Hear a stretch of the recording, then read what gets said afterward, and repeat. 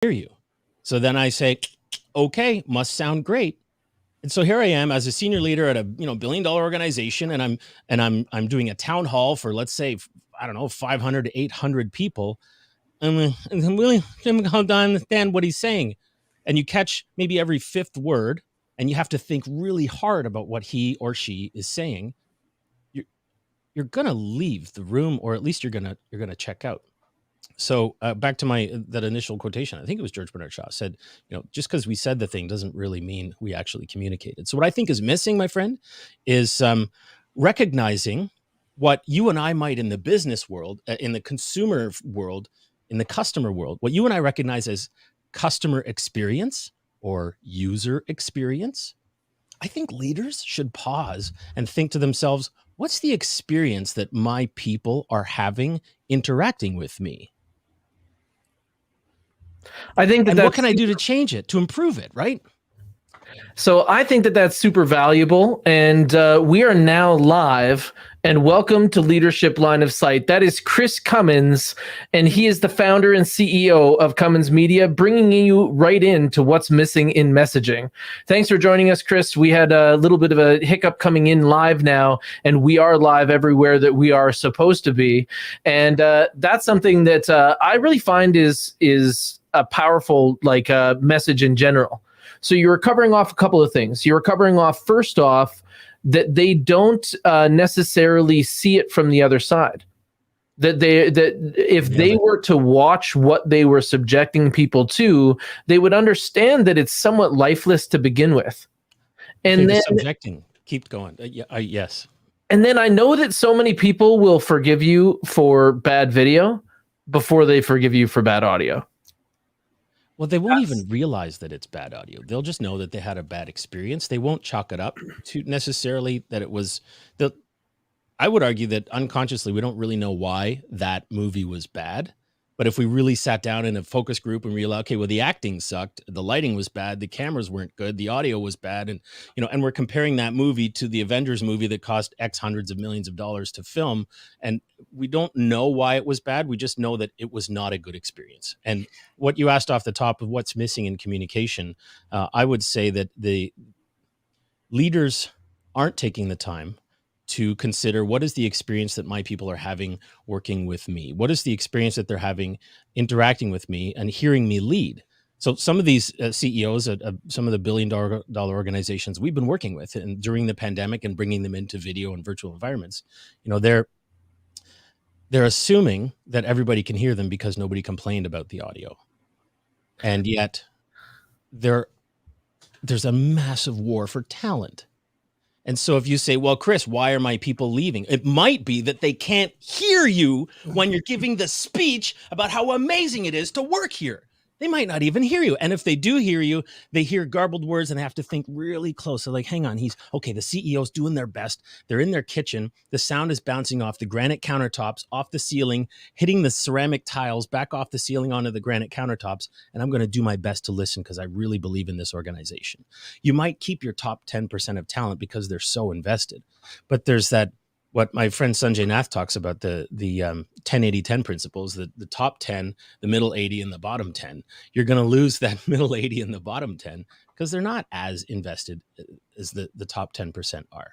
So how can we get through to them, right? Well, I'm here as always with my co-host, Scott Connors from he is the Chief Change Officer at Crankset. Now, Scott, how many leaders are unaware that this is is it that they're unaware that the bar has risen, that now, given the age that we're in, people have more expectation for the delivery method? Or does it look thoughtless when you force people to do that? How is that actually translated to the workforce? Yeah. First of all, how's my audio? Can you hear me okay? Yeah. All right. Well, that's good. I will tell you this. It's always, to Chris's point, and it's not just, I've reached a bar and we're good now. I think the real point is always get better. This has got to be a Six Sigma approach. You see around me, you see the fireplace and the table, and this is a constantly improving environment. And that's me interacting with them and trying to set a good example. That's number one. Number two, it's an easy practice, Chris, on my end when I get in the room, because usually they need help with things that they really don't know what they're doing. And in this particular case, what I'll do is hit the record button. and I'll just play it back. And before I do, I'll say, how much video, what's your favorite football team, favorite hockey team? I'll get the answer. How much video, how much tape did they watch of themselves in practice? Forget the other team. How much do they watch themselves execute? How much do they do that visually? How much do they talk about each play? How about their stance? How about every little aspect of what they're doing? Well, that's what you need to be considering when you get online with your people, because you are not in person. And it is not okay to be in an airport. And it is not okay to be in your kitchen, mostly because those beautiful countertops were paid for by the blood, sweat, and tears of the people you're talking to. But beyond that, you owe them the respect and the courtesy to be present and be in a place where you can be heard and seen well. And I don't know of anything that's more important than communicating through, if you're going to get to the actual essence of the words you're trying to say. You mentioned Chris, something. Go ahead, Taylor. I'm sorry, before you are delivering these, because you're delivering virtual experiences to companies that are elevating this message. They're putting this like into a broadcast center. They're using someone like yourself who's just an amazing verbal entertainer as well. Like, not only do you understand, but you're bringing this other level of entertainment. But as part of your prep, I know that you talked to people at 3 different levels of the organization. What did you learn from talking, like, when you talk to leadership and then you talk to a group that maybe you define as being like what they might see their average employee, and then maybe the newer group or a fresh group, what do you see as actually getting through and what's getting lost in the shuffle? What do I see is getting lost in the shuffle is, I think many of the people who are going to emerge really well from this pandemic and this dramatic shift in the labor market are the ones who are paying close attention. And to Scott's point, my gosh, ever improving, right? Looking for opportunities. One of your previous podcasts, I think it was October 22nd. I'm trying to remember which one. Wasn't the one with the fire alarms going off in it. It was a different one. But one of the ones you were talking about, Scott, was looking at supply chain of food, right? And you said, you look at the food from the farm to the distributor, to the co-op, to the thing, to the blah, blah, blah, blah. And now you're like, that's all one factory. And so the business person looks for the opportunity. So where's a business opportunity to serve that supply chain, right? So I would suggest that where things are working really well in these people that I'm interviewing, and where things are falling apart is, and this is not rocket science. It's, am I a victim, or is there an opportunity here to be a victor, right? Am I seeing the roadblocks, or am I seeing the opportunities? And I decided very early on, my keynote speaking business went to zero when the pandemic hit. And I decided, okay, it's time to do the great pivot of 2020. And how are we going to be able to emerge from this? I had other friends, consultants and speakers say, well, I've got some savings. I'm going to wait this out. We'll all be back together soon enough. And I thought, that's not going to be this, dude, right? I'm going to be ever improving. I'm going to be innovating. Let's look for where the potential opportunities will lie. And now, a year and a half, almost 2 years later, can you believe it? I feel like we're duct taped to the front of a brand new industry on the front of a locomotive. And I'm just like, the wind isn't in my hair, and I'm just flying forward. The common theme between the people I love working with and those who are killing it is this looking for opportunities, not looking for obstacles. It's not much more complex than that. But you nailed it, Taylor. I interview the senior leadership team. I also interview your top players. I interview your middle players, and I interview some jaded, unhappy people. And we tend not to go public on that, but I'll just go public on that with you. The idea that, well, you're going to speak with Chris because you're either rocking it or middle of the road or struggling right now is not something that we necessarily need to go public on. But here's what happens, my friend. You get the best practices from the top performers. You get all of the excuses from the middle of the road people. And then I get the dark underbelly from those who are really underperforming. They tend to appear to me anyway to have not much to lose, and they don't mind whining. So they'll complain about all the things that went wrong in the past, and all the issues and all the reasons why I'm a victim, and why if our logo were only green, then we'd be amazing. It's not my fault that I can't hit top producer status because they have some special gift. No, it comes right back to, is there an opportunity in this obstacle? And I would say Heck yes, there is. I love it. What a holistic perspective. And who else gets that from the outside? So your approach to this, thank you for sharing it with us. And I would warn anybody who thinks they're going to compete with tomorrow's version of Chris with yesterday's ideas. I don't think that I don't think I would want to place bets there. But the way that you unlock people, like not only are you a gifted speaker, but you're also a gifted listener. And that's something that's kind of a rare combination. But top performers would never tell you about those deep pain points that you actually need to talk to leadership about solving. Bingo. And so I have also noticed if you ask a top performer, hey, so what makes you so great at what you do? I couldn't tell you a percentage, but most of them will sort of blink. If this is face-to-face or even on Zoom, they'll blink and be like, I don't know why everybody isn't in President's Club. Frankly, it's not that hard, Cummins. I mean, I call people back. I do what I say I'm going to do. I don't know. I keep winning the awards. Like there's this unconscious competence that is sort of hardwired into them. So if I say, what makes you successful? I want to learn those things so that I can then teach them to other people. Very few top performers can sit down and give me a list. Here's all the stuff I do that's awesome. You should totally teach others to do that because it's innate. It's part of them. So I have to sort of go in the side. I have to ask them, tell me some stories. Tell me about a deal you won and how that went. Tell me about if you're talking about leadership, tell me about a team event that went really well. And what went well? Oh, well, this and that, and what was the feedback on it? So I'm asking consulting questions, right? I'm asking, I want to know what's working. I want to know what's tricky, and I want to know what you can do differently. But if I ask you those things outright, sometimes you can't tell me. So we have a nice long conversation, and I extract sort of the best practices from that group. The middle of the road folks are the ones that will, they'll have they won't hold back telling me all the reasons why they are being held back. Not my fault.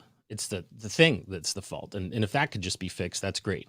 But then those who are at that bottom tier, they're the ones that give me the dark underbelly. But I'll tell you, if any of those three categories, the minute, I would say the first 20 minutes of the call tend to be bonding, building a bit of trust and rapport. And we get some high level acronyms, and some high level stories. Let me tell the consultant what I think he wants to hear. Then we get to that like 23, 24 minute mark.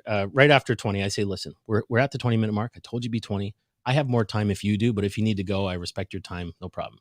They will often say, are you kidding? This is cathartic. Someone's listening. I'm going to keep talking. Okay, cool. When we get to the 35 or 40-minute mark, there's often this period where they lower their voice and they go, okay, Chris, I don't want to complain, but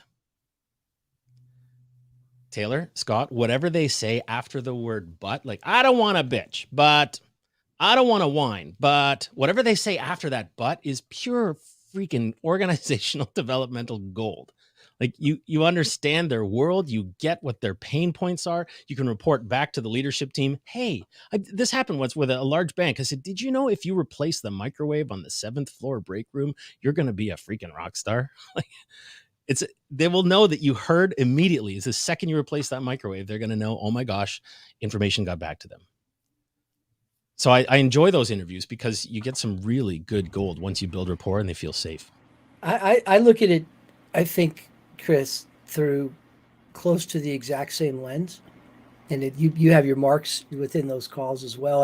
I separate people into two categories. I have a 4-phase approach that I take to my work, and phase one's pure rocket science. Let's see if you guys can understand this. It's called discovery. You get to know me, and I get to know you. But I really mean that. I get to know each other, and I have two categories that I put people in that kind of first lap around the track, if you will. And if I got to go in a division and then expand out to a larger enterprise, and they're the people that end a sentence and then say, and then they're the people that end a sentence and say, but, to your point.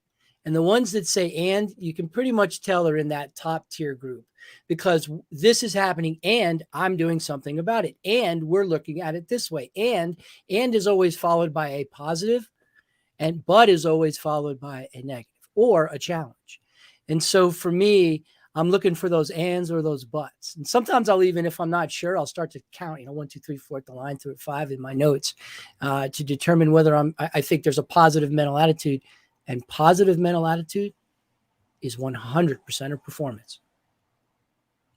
It is. And you can't teach someone. Well, I suppose it's possible to teach someone to have a positive mental attitude, but I've found that a lot of leaders are looking for certain skill sets, and they're not really looking for that positive mental attitude that can be taught.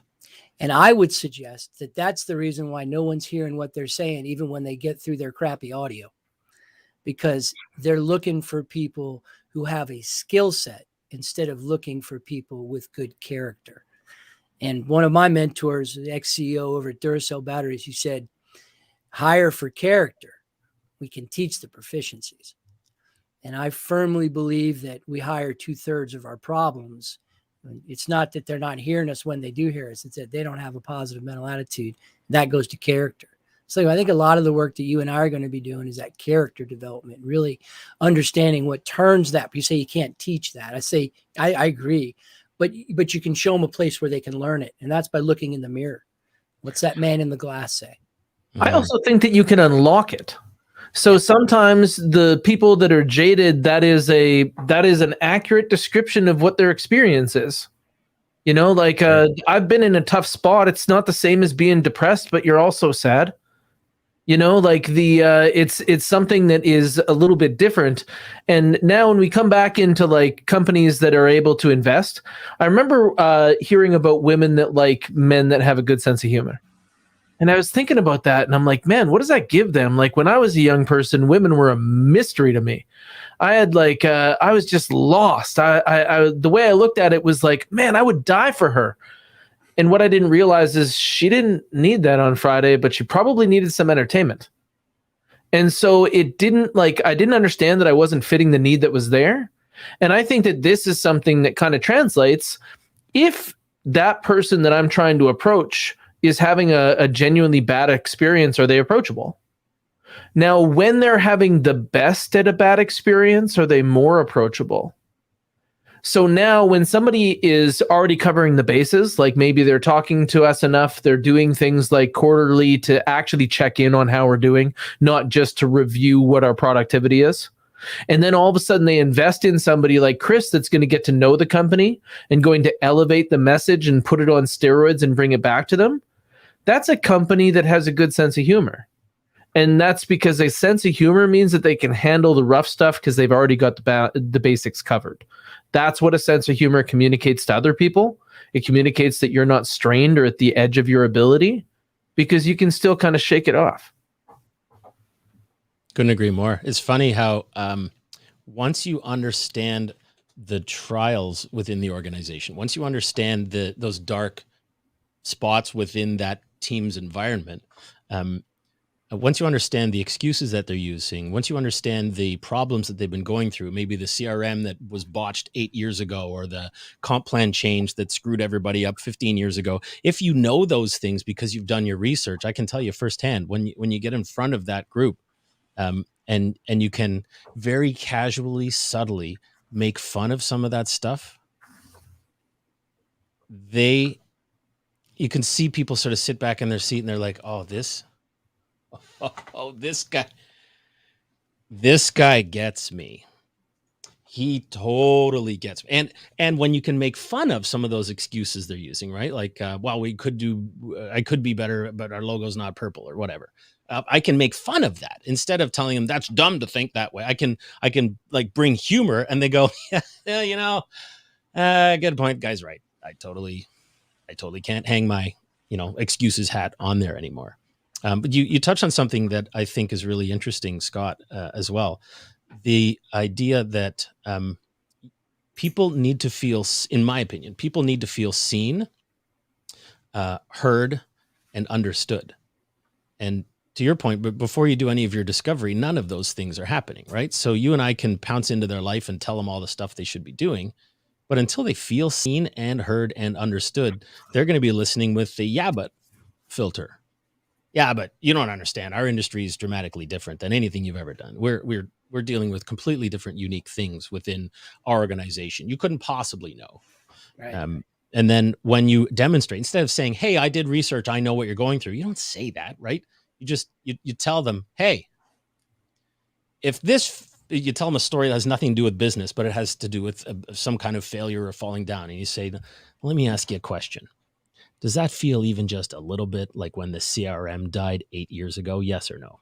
Right. And they're going, oh my gosh, yes, that's exactly what it felt like. Holy cow, this guy gets me.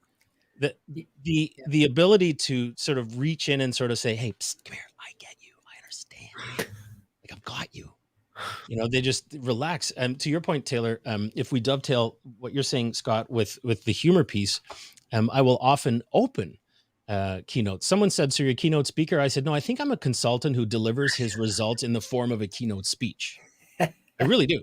So we open up, a presentation where very quickly, I tell them, I know what you're thinking. You're thinking, what does this guy in the blue shirt, not even wearing a tie to our banking thing, what does this guy know about CRMs that died 8 years ago? What could this guy possibly know about insert, 5 or 6 other things that went sideways that were negative or otherwise were painful?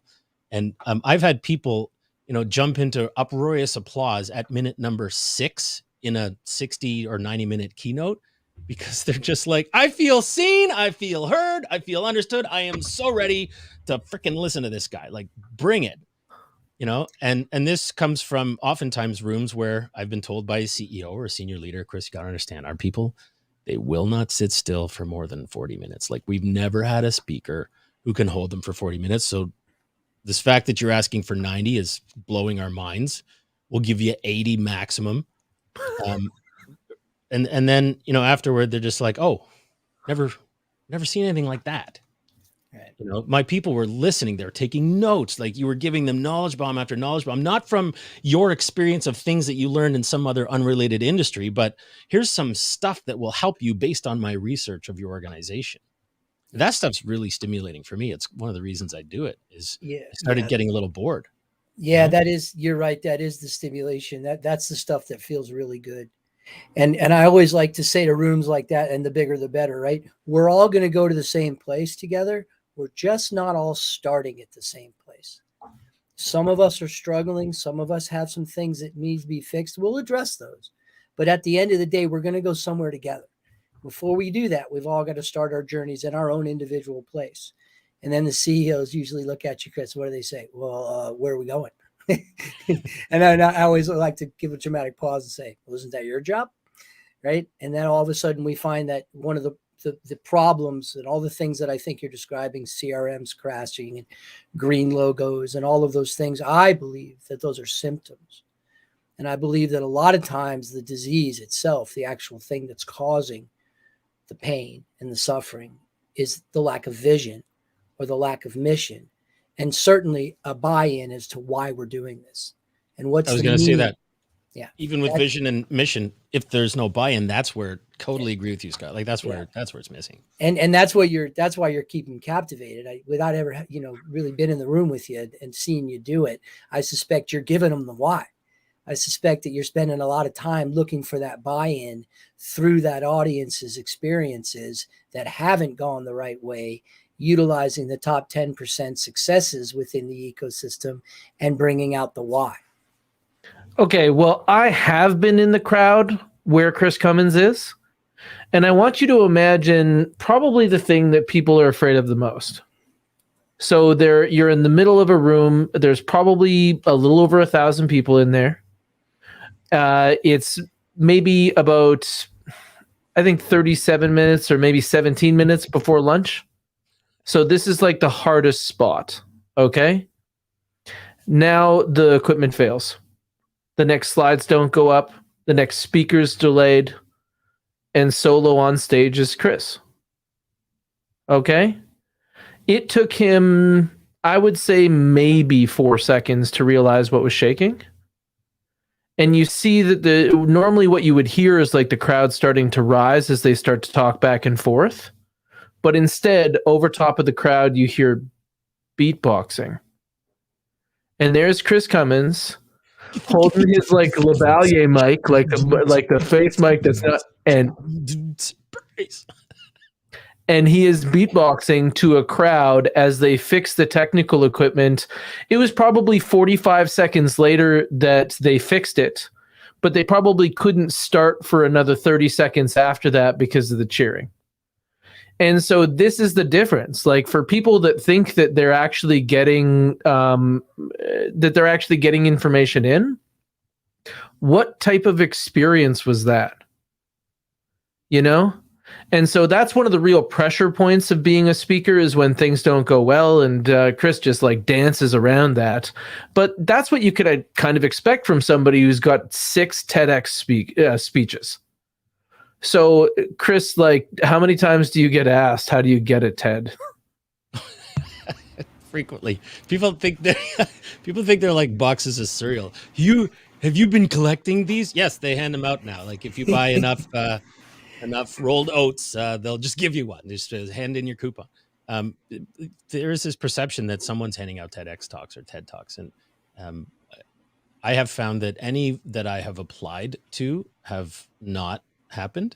Each one of them has been a direct result of someone seeing me affect an audience and saying, "Can we get that guy?" So often the call is, "Please, are you available?" As opposed to anytime I've thought, "Hey, that looks like a cool, TED theme or TEDx theme. Maybe I can go apply to speak at that." Absolute crickets. So if anything, I would say just go be awesome at what you're doing, and you'll attract someone who will want you on their stage, in my opinion. But yes, frequently I get asked, so how do, I would be happy with one, says someone. Because I think a lot of people think that it's going to fundamentally change their life. And I don't know that it's necessarily changed my life. I think there are some credibility indicators, which I find very helpful in my speaking business. I have had a couple of very good friends, do a TEDx talk and then blow up. One of them, my friend Drew Dudley, he did one called Lollipop Leadership, or Lollipop Moments, I think it was. And then they changed it to Everyday Leadership. It's a 5-minute TEDx talk. Just look up Drew, Drew, Dudley, Dudley. And he's a phenomenal human being. He gave this 5-minute TEDx talk, and boom, the thing made it. I think it's in the top 10 leadership talks of all time now. And his speaking and consulting career has just exploded. Personally, I haven't seen that level of explosive growth, although I'm very thankful for the opportunities. But yeah, a lot of people think that getting on a TEDx stage is going to suddenly make you a bagillionaire. And I don't think that's necessarily true. And for those that are listening today in Leadership Line of Sight, that are outside consultants, that are guys like you and me, that, we eat what we kill and those kind of things. And it's all up to us, is personal branding. Even you being a guest here today enhances your personal brand. Us having you as a guest enhances the Leadership Line of Sight brand, if you will, my personal brand, Taylor's personal brand, his business, Gravidia, the marketing company that's in startup phase 1. And so do something. Right. TEDx is sort of like, you're going to see the wizard. Well, do something along the way, right? Do some things along the way that actually, it'd be nice if your audio was good and you had a couple chances to test it. Right. But you're right. I think with regard to growing a business versus launching into the TEDx world, I think that there's a couple of unknowns there. But to your point about Drew, and I have seen it, and it is great. He is a great human being. I've never met him. Can't call him a friend, but I am an admirer. People grab that, right? And it resonates with them, and they connect with it, and they want that. So whatever it is that you have or that you do in your business that people want, that they don't know that you do or that you have, make sure you find a way to get it out there. I think you nailed it when you said do something. There's a fascinating book called The Richest Man in Babylon by George S. Clason. And I feel like it's chapter 4, but I'd have to go back and look. And I mean, it's funny. It doesn't have to be about men. It doesn't have to be about, the goddess of chance and men of action and things. But I think it's within chapter 4. The richest man in Babylon sitting around a table with some others, and they're talking about luck, and they say, but you're just so lucky. And they keep harping on this luck thing, It reminds me of Ray Kroc, right? Ray Kroc said, "The harder I work, the luckier I get." But in this book, George S. Clason writes, the richest man in Babylon says, "Gentlemen, the goddess of chance favors men of action. Just go do stuff and you'll become luckier. But if you're sitting at home waiting for," a friend of mine and I were talking about this the other day, if you're sitting at home on your couch expecting your prospects to ring your doorbell, there you are. I've been looking for you, Christopher. That's not going to happen. But if you get out in the marketplace and you give value, you show people that you're a person of integrity, you help others get what they want. eventually you'll get what you want, right? That was the great Jim Rohn said, if you would, the biggest secret in life, I think he said, was if you would just help enough people get what they want in life, eventually you'll get what you want. But if you got to be out there in action doing some stuff in order to become fortunate. Yeah. See, that's the bajillionaire thing of the TEDx speech, is that you don't gain, you give. And when you're giving this type of knowledge to other people, like your TED on Choose Fear, where people should take a look at the fact that it's scary to do what you do. Like 1 in 4 people have the phobia associated with what Chris is a specialist at. And so taking a look at it from the outside, them getting that and perhaps taking a step past it, that is the bajillionaire. You know, the reason that those people are on TED is because everybody around them sees them as help. That's actually what leadership is. Yeah, Servant and leadership. I would go on to servant leadership, exactly. And I would go on to say this: there's a fear out there, Chris, that you don't have, and that Taylor doesn't have, and that's the fear of there's no back button. People fear, this branding thing. We're in this rabbit hole, so it feels good to stay here for a minute. If I put something out there and it's not, or it causes, God forbid, a little bit of controversy, and I get a negative comment on my LinkedIn post or something even of that simple nature, there's no back button, right? The internet's out there. It's going to stay out there, and I'm going to be branded as this failure. You have to fail forward. You have to lean into those failures. You have to be not just resilient to risk, but okay, if this works, awesome. If it doesn't work, why won't it work? And what's the risk? And so there's no riskier choices. There's just choices that carry different risks. So life is risk, right? Everything is risk. Absolutely everything, right? That's right.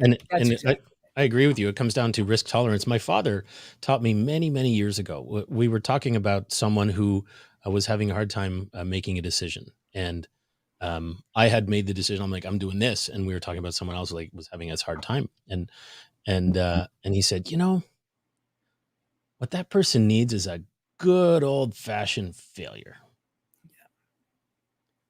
Yeah. And I'm what? Yeah. You've fallen down. You've had some stuff go bad. Yeah. And did you stay down? No, you got up. You brush your knees off, brush your elbows off, and all right, let's do something else.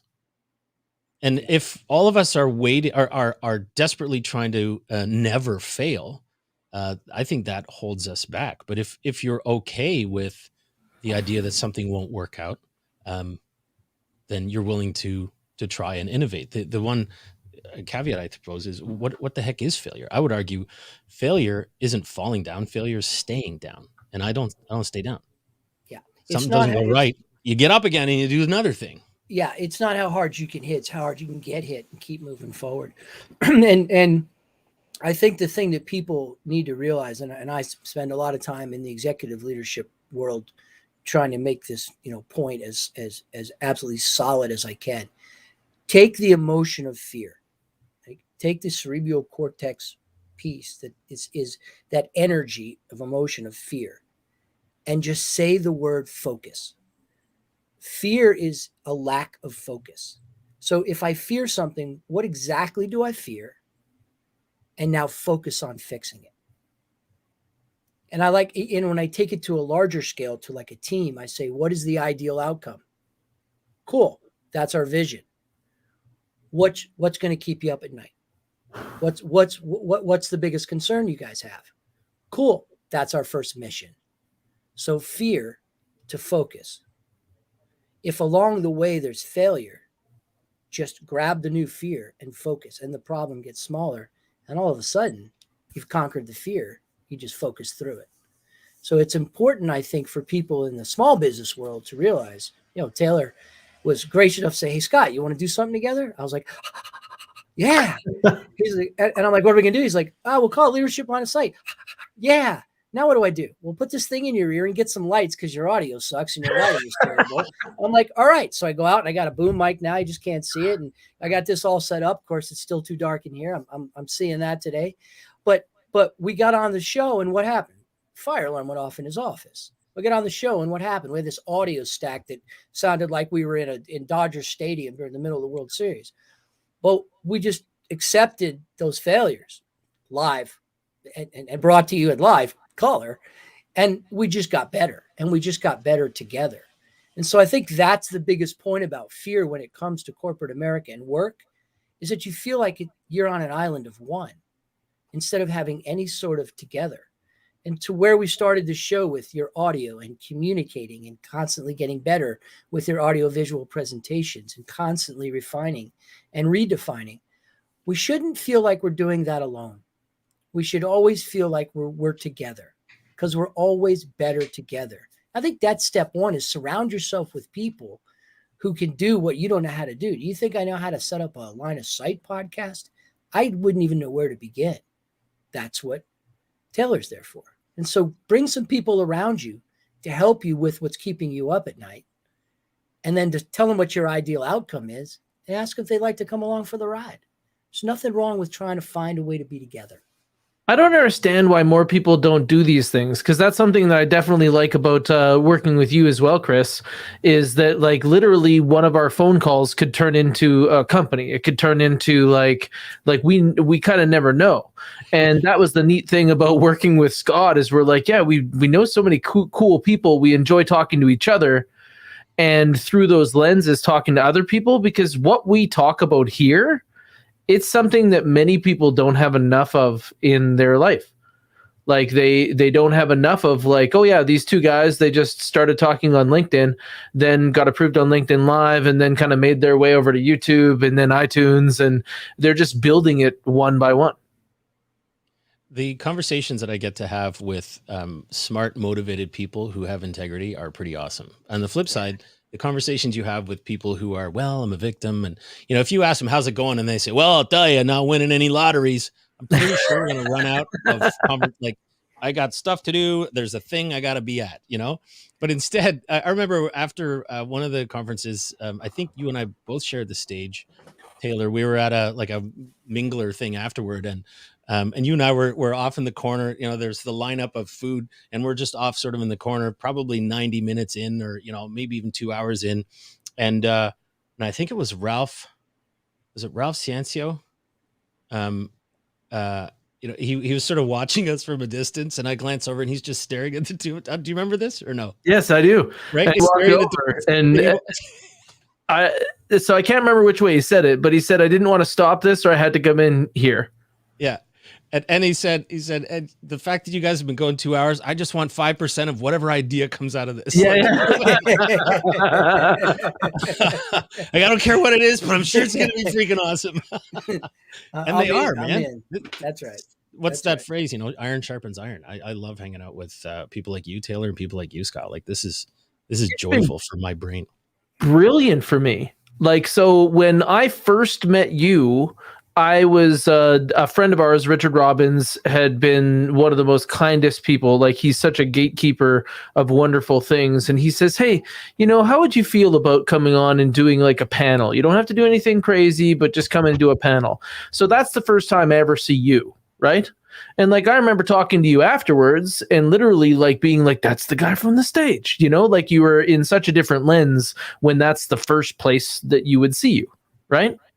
And then so as I kind of things get developed, they ask me back, and then we like fast forward to this next similar environment, a whole bunch of people, a whole bunch of pressure, a big event, things going on, everybody preparing, and then off we go again.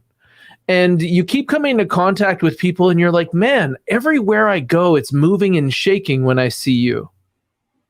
You know, you're only kind of available to me in fast company. There's something about that. And we start to make note of these other people that we go, and that was something that inspired me. But then to actually get to participate with you on your craft, like you were instrumental to my development as a public speaker, and I'm like a baby public speaker by comparison. But when you started to talk to me about how you can see the crowd in pieces, I can see how that lives in what you do now. So like you're actually going to collect the crowd as they would be sitting in a conference room, but you're going to collect how they feel. by talking to this different like sections of this audience, which is what it is effectively, right? That's still something that's probably the most powerful thing that I learned from you is that you always hit them where they feel, and they don't see that you're bringing other things with that. You're like, oh, we had such an amazing time, and then it's like weeks later, they're like, oh, I learned a lot there. That's I like taking them. Trick, man. Go ahead. I just like taking them to a place that they don't think is business. It's unrelated. There's this thing. I'm just listening. Sounds like a really interesting story. Has nothing to do with business, and I can suspend my disbelief. And okay, a fascinating story with interesting characters, and I'm mesmerized, paying attention. There was a conference called Fireside Conference. I think there were 400 people there. Everyone was seated with their legs crossed, like on the floor, as though we're in kindergarten. It's all senior business leaders, applesauce. right? Was seated, and for an hour and change, I told them stories, and they all sat there in silence. And then by the end, I do these nested stories. So by the end, you close sort of 3 nested stories at once, and they realize what that the thing is related to the thing. I didn't even see that coming, and they realize those are all business lessons, but I wasn't thinking about business when I was listening to that story. That's really fun. That's really fun for me. Yeah, but that's because you understand how to code humans, right? Like you found the delivery method. The delivery method that we've all seen, Donald Miller is probably the most successful person to actually break it down publicly, is that we see things in stories. Like bringing somebody stories is the universal way of learning. And the more that they kind of like get to immerse themselves inside of that experience, the less they feel the discomfort of change, right? The more they see themselves as the hero too. That's right. And that's why the last people I want to talk to in my discovery period is the analytics people. because at the end of the day, data never connects people. Stories do. And I always like to go into the public speaking arena when I do and say, I want to tell you a story. And that whole experience is now the frame. Even their mind shift, doesn't it, Chris? Even their mind goes into story mode instead of learning mode, or instead of thinking mode, or instead of texting down here mode. You say story time and everybody leans in. And that's a great feeling when that audience kind of goes, story? I love stories, right? It's all and they about put their phone down, right? They're leaning, right. They're leaning on their knees, like, okay, keep talking. Don't stop talking. Right? Yeah. I do a step further. I used to say, I'm going to tell you a story. And then I thought, well, I'm going to try experiments. If you do enough speeches per week, everything is a laboratory, right? Like, right. So you're like, okay, what if I mix 3 drops of blue and 2 drops of yellow? What's going to happen? So, instead of saying, I'd like to tell you a story now, or how many people in the room have ever experienced X, I just start halfway through a story. And I don't even tell them it's a story. I just start. Give us an example of that. Right. Just after a rainstorm, just when the rain stops falling, but there's still some water dripping on the leaves, and it's falling to the ground, so it sort of feels like it's raining, but then you walk out and it's not raining. You know when that happens, when it's just as the sun is setting and it's not quite dark, but it's not bright, and it's just cool enough that you want to have a sweater on, but you don't really want a jacket. You can maybe even wear shorts. And that smell, after the rain? It was 6:15 p.m. The rain had just stopped. Got my running shoes on, pair of shorts, a sweater.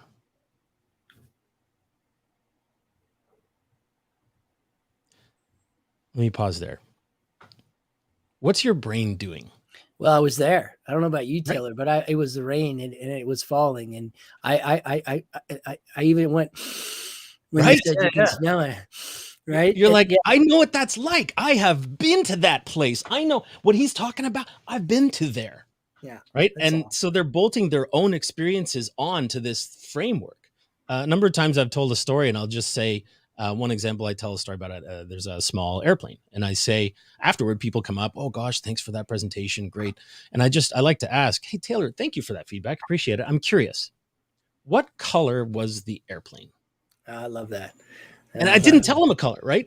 So I'm just curious, what is their brain saying? And oftentimes they're pretty close to accurate. They're saying, well, I think it was white with some blue. I said, actually, yeah, it was white, blue, and there was a stripe of yellow as well.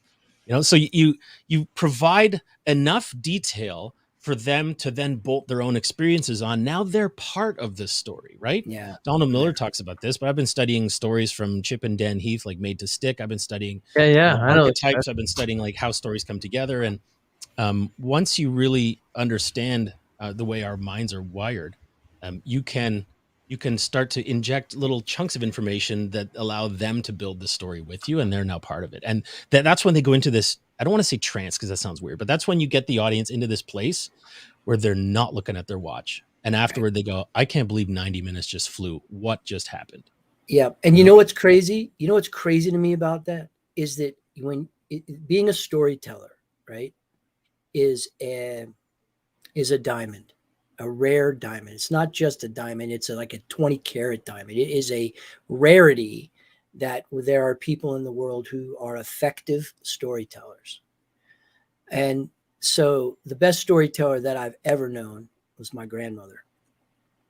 And I could tell. When she told the story, it doesn't matter who was in the room, everybody was listening.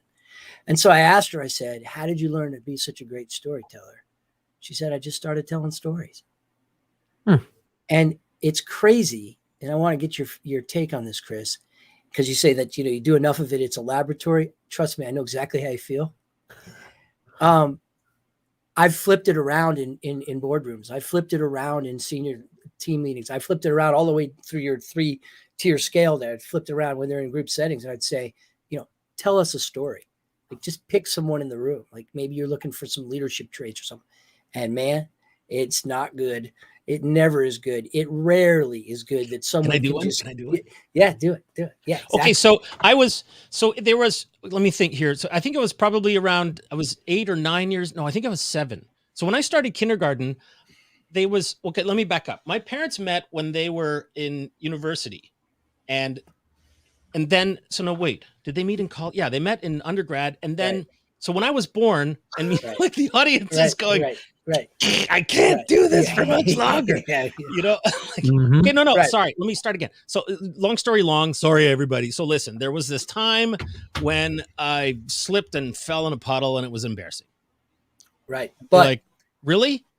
I wasted how much of my life waiting for that punchline? Right. But now here's where the rubber hits the road, where what you're doing, where people look at you, most people will look at you as a celebrity and as a public speaker and someone who's, famous and that's whatever color the airplane is, that's kind of how they look at you when it comes to storytelling. Right.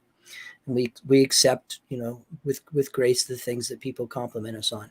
And so you task them to tell a story in a room and you get that. I think you kind of hit on just about every phase that I've seen. But then you ask them to bring a business story in. Then you ask the salesperson room, they say, oh, we got a new client. Say, oh, it's a $2.5 million and it's product C and we're going to deliver it and we're going to manufacture it, right? Okay. Now we ask them, tell us the story of the client. Oh, it's a really nice guy. He's great. Tell us the story of the business. And so you get to figure out that you're teaching them to be storytellers. And again, I'll go back to data does not connect people, stories do. Mm-hmm. If we really know our client through the experience that the salesperson or the technical support person or the senior manager that had to get involved and clean it up, what's the client story?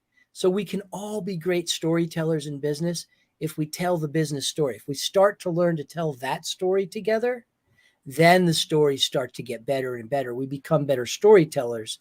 And unless I'm listening completely wrong to you today, you're trying to make the whole world better storytellers, to live their own stories, to live the stories that they're there to live, the way they want to live them, that make them better and the best they can be, by maybe retelling their story or looking at their story through a different lens. There's the one. Yeah. The lens. Right. The lens. Someone said many years ago, and I like to use this on stage now, they said, so you're a professional speaker. I say, no, what is it? You're a keynoter or you're a professional speaker? I say, no. I am a professional reminderer. That's what I do. And my job is to maybe give you a slightly different lens through which to see, your current situation. I've had a number of people, and it has to happen. And I think you would agree with this. It has to happen not just through logic, but through some emotion, right? So they need to have some kind of release. And oftentimes when I craft, if I have enough time, if I get a 90 minutes to a 2-hour segment or a slot, people will come up to me afterward. They say, Chris, there's one gentleman, banking, comes up to me, sort of his hands cupped like this, and he looks at me. He's kind of at a loss for words. Chris, and he looks at this sort of cupped hand and he puts it over his chest and he goes, you touched my soul today.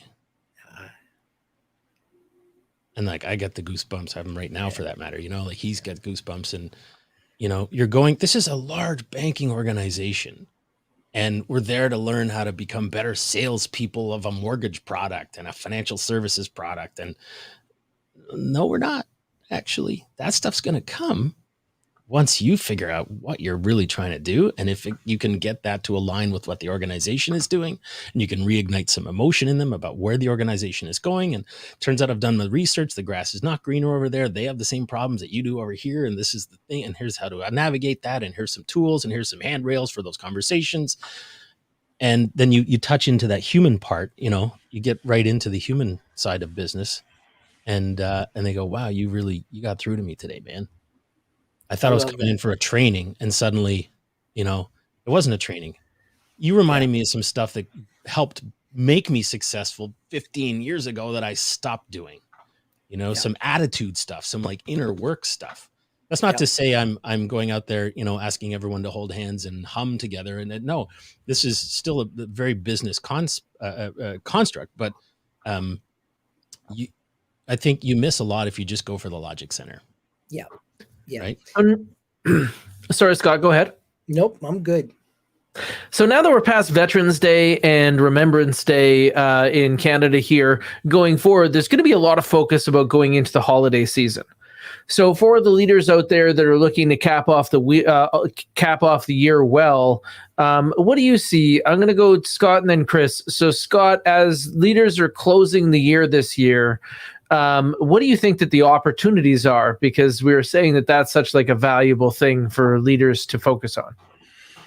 Pick up the phone and call your people and say thank you. And if you've got 10,000 of them, start dialing now. It's not about money. It's not about Christmas parties that you probably can't have anyway. It's not about team recognition. It's not about inspiration. It's about personal connection. We have living in a virtual world. Break that, get as close as you can, and just lean in. Victoria, Scott Connors. You're the CEO, Scott? Do you have the right Victoria? I sure do. Customer service Victoria, right? Yes. You've been with us 4.5 years, right? Yes. Victoria, thank you.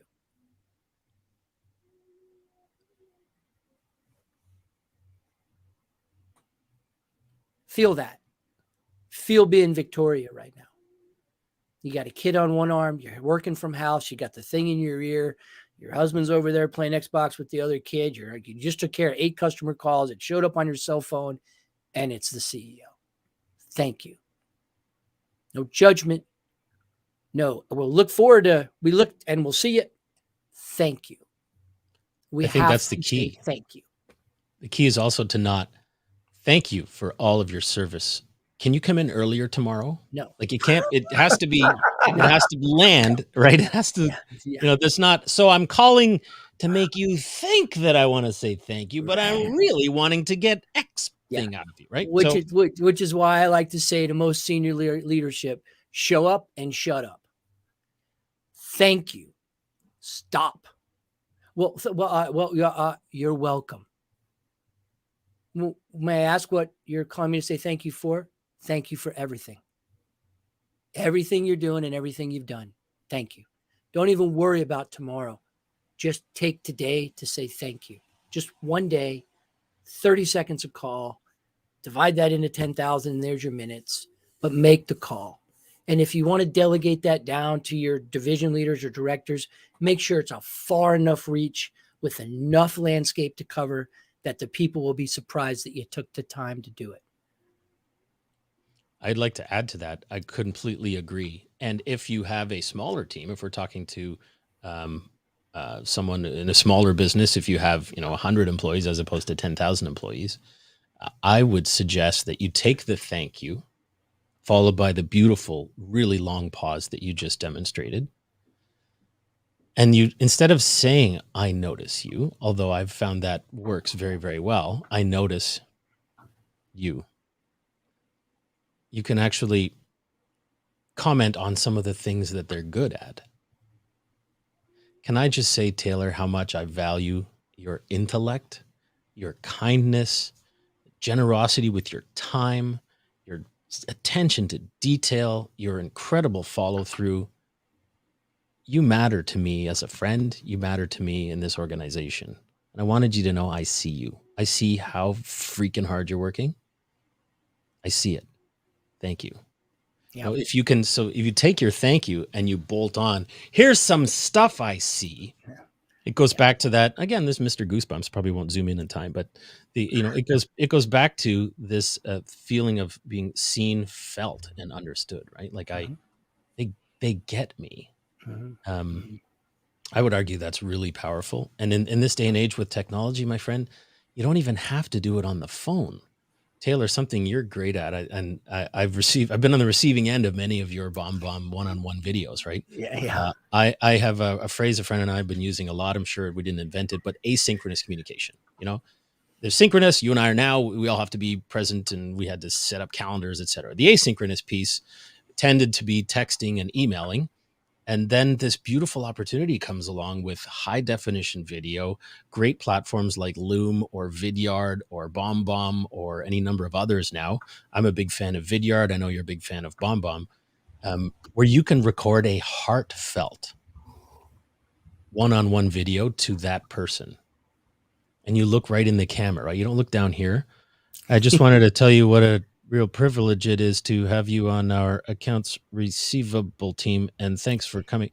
No, it's you look into the camera, and this takes some practice, right? So you're comfortable with the camera, but if you can, and you lean in, Taylor, I see you. That's the real question, right? Is will you do the things it takes to master this form of communication? To up level. So when you take a look at what you get, like imagine that you see the Culligan Waterman and he's got that massive bottle, and then in order to get it in your cup, he chooses to use a cocktail straw. That's what text and email is, right? That is all of the information that they want to get, and it's so high pressure, it's like a laser out of the bottom of that cocktail straw. Nobody really wants that experience, right?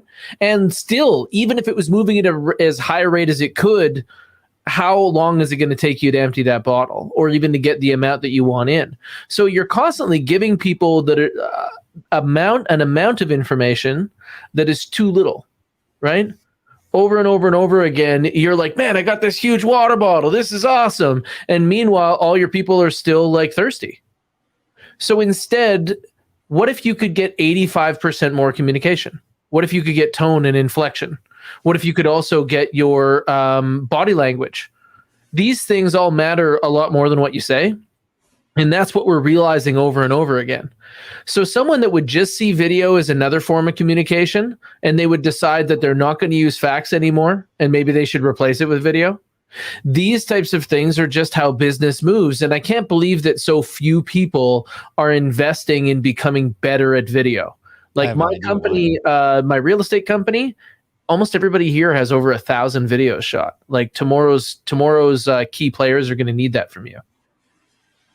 I would argue that one of the main reasons why is, I guess there's manyfold. One is the tech and not understanding it. But when was the last time anyone ever filmed anyone and that person was dying to see it? I gotta tell you, the first keynote, the real legit, like I got paid moolah for giving a speech. Someone handed me a check for the speech. It was on video. It was on a Sony doodad with the mini DVDs on it. Remember these? Like Yeah, It yeah, wasn't a yeah. normal size DVD. It was like the mini one. And each DVD held, I think, 15 minutes of video or Yeah, something. it was like a So it was VHS got a pet. yeah. It was, so I have these 4 DVDs. I still have them in a box somewhere in storage. It took me like over a year and a half, I think, to watch that video. Now, here's a guy who's getting paid to give a speech and he can't watch himself. So we hate seeing ourselves on video. I mean, hate's a strong word. We really dislike it. You ask anyone, even when voicemail started happening, we're like, oh my gosh, I hate this. Do I sound like that? Is that my voice? Yeah, bud, you sound like that. Jeez, I don't like my voice. Well, we've known you for 7 years and we like you, so we're okay with your voice. So deal with it, buddy. So I would suggest the main reason we hate the main reason many people don't adapt or adopt this medium is that we haven't become comfortable with it. We haven't become comfortable with the discomfort. And that's actually one of the themes in that TEDx talk you brought up at the start. I'm uncomfortable and super nervous before every single speech. I've been giving speeches full time for almost 20 years. I still panic before each one. So really, you just looked so calm. No, I'm still super nervous. So getting on camera is not going to really necessarily ever feel awesome. Perhaps I'm starting to notice I treat the camera more like a friend now, but I would say for the first 1,000 videos, it's kind of like, I feel awkward. Okay, here goes. and you keep doing it anyway, Yeah. So yeah. I think if you're expecting yourself to be awesome on video from the get-go, that's probably what's holding you back. And you see that one video of yourself, well, I suck on video. I can't do this. Well, yeah, but do a second one. Fall down and get up, brush your knees off, brush your elbows, do a third one.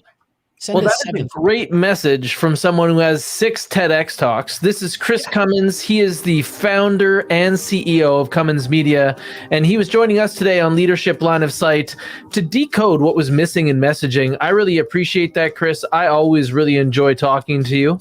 And I'm joined, as always, by Scott Connors, Chief Change Officer at Crankset Group. My name is Taylor. I am a serial entrepreneur in the marketing space as well as real estate. You should check out Gravidia.com if you want to understand why you have to be visible to be valuable. Thanks again, Chris, for coming and talking to us. I always appreciate it, man. And I get more of you than other people, and I like to share sometimes. Thanks a lot, Taylor. Thanks so much for joining us. If anybody's looking for you, LinkedIn. Also, ChrisCummins.com. Yep, ChrisCummins.com. Email is just my first name at ChrisCummins.com. But I do love LinkedIn. I'm a big fan. Scott, a pleasure to hang out with you today as well. Same here, Chris. All right, guys. Have a remarkable day. Thanks. Take care.